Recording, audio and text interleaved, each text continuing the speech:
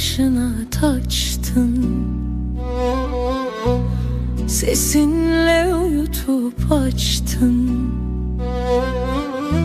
Ben sende kendimi seçtim. Sana alıştım. Ela gözüne kurban oldum. Bir bakışınla yandım, düştüm. Adını içime mühürledim.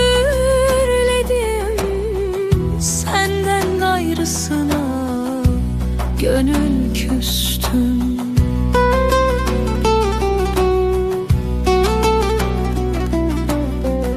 Saçına çökmüş ak düşler,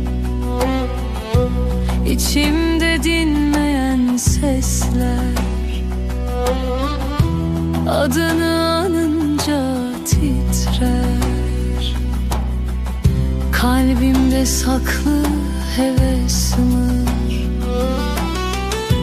Ela gözüne kurban oldum. Bir bakışınla yandım, düştüm. Adını içime mühürledim. Senden gayrısına gönül küstüm.